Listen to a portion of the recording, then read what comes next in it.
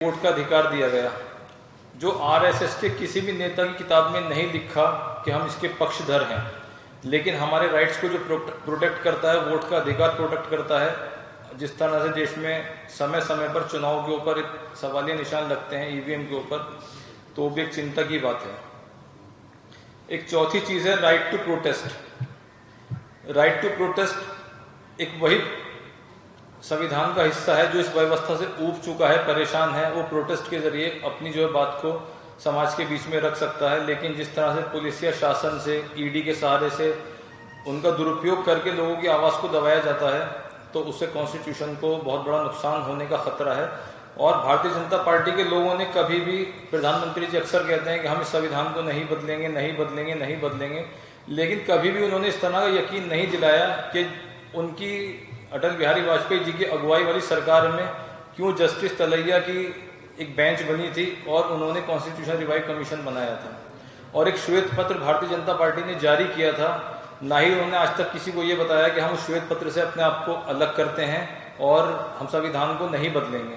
सिर्फ वो एक बात बोलते हैं जो सिर्फ कितना उनकी बातों में सच्चाई होती है, कितनी नहीं, सारी देश की जनता जानती है। दूसरी चीज सबसे इंपॉर्टेंट है रिजर्वेशन। कांग्रेस पार्टी हमेशा से दलितों के लिए, एससी के लिए, एसटी के लिए, ओबीसी के लिए, चाहे वो किसी भी वर्ग के हों, किसी भी जाति के हों, किसी भी समाज के हों, किसी भी रंग के हों, उनको मुख्य धारा से जोड़ने के लिए, जो उनका पिछड़ापन खत्म करने के लिए रिजर्वेशन की पक्षधर रही है और समय समय पर रिजर्वेशन देती आई है। लेकिन आज आप देखिए किस तरह से बैकडोर से देश में रिजर्वेशन को खत्म करने की भारतीय जनता पार्टी कोशिशें कर रही है। रेलवे को अगर पिछले 10 साल में सिर्फ 7 लाख नौकरी दी गई हैं, रिजर्वेशन का फायदा तब भी हो सकता है जब आपको नौकरी मिलेंगी।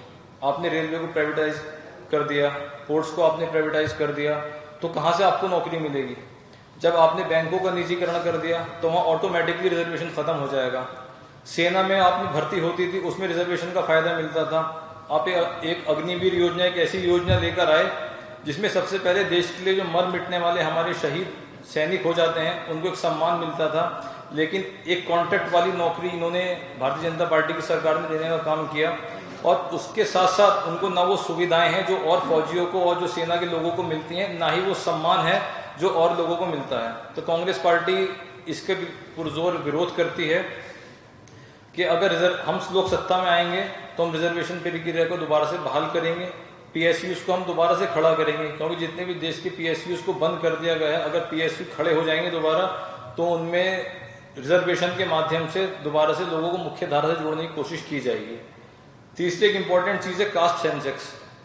हमारे राष्ट्रीय अध्यक्ष मल्लिकार्जुन खड़गे जी, राहुल गांधी जी अक्सर ये बात कहते हैं कि देश में कास्ट सेंसस होना चाहिए, गिनती होनी चाहिए।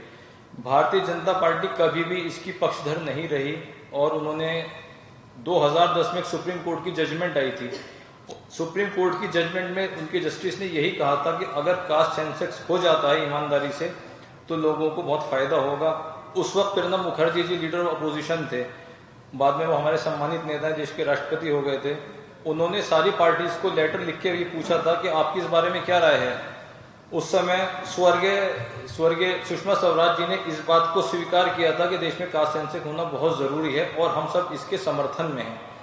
2019 में भाजपा के नेता राजनाथ सिंह जी ने भी इस बात का समर्थन किया, लेकिन भारतीय जनता पार्टी ने आज तक उसकी कोई रिपोर्ट जो है वो पब्लिकली उजागर नहीं की है और समय समय पर वो इन चीज़ों से बचते रहे हैं।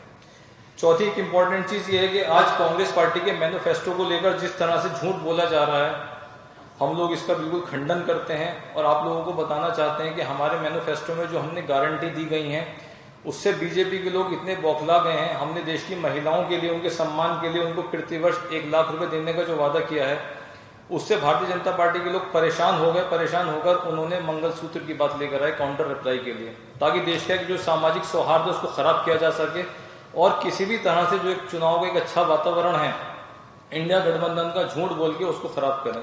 साथियों, जैसा कि आपको पता होगा, कांग्रेस पार्टी ने यूपीए 1 में, यूपीए 2 में तमाम तरह की योजनाएं चलाई।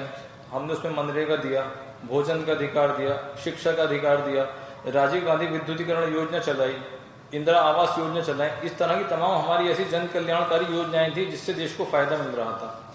लेकिन आज बीजेपी के पास 10 साल के अपने शासन में बताने के लिए कुछ भी नहीं है सिवाय झूठ के। आज उनका एक राजनीतिक मंच वो सजाते हैं, उस पर पूरे दिन सुबह से लेकर शाम तक झूठ बोला जाता है ताकि उनको इस तरीके का चुनाव में फ़ायदा हो जाए। लेकिन जिस तरह से प्रधानमंत्री जी का मैं शुक्रिया अदा करना चाहता हूं, उन्होंने मैनिफेस्टो वाले मामले में कांग्रेस के स्टार प्रचारक वाली भूमिका अदा की, उससे हम लोग बहुत खुश हैं कि उनके सिर्फ झूठ बोलने से, हमें बदनाम करने से उनका झूठ घर घर तक पहुंच गया और उसमें जो हमने गारंटी दी है लोग उस बात से खुश हैं।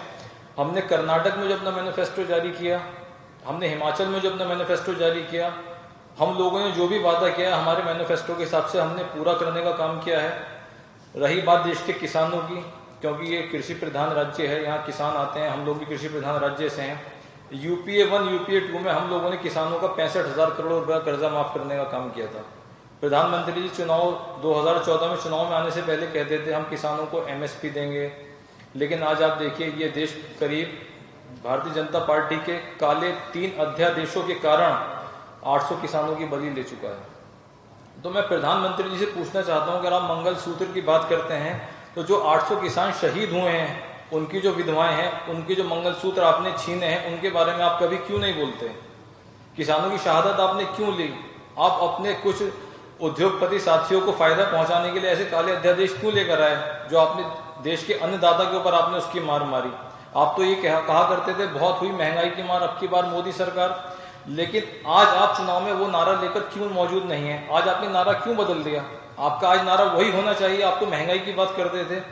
तो आप ये बात राजनीतिक मंचों से क्यों नहीं बताते कि आपके कार्यकाल में भारतीय जनता पार्टी की सरकार में पेट्रोल सेंचुरी क्यों मार गया?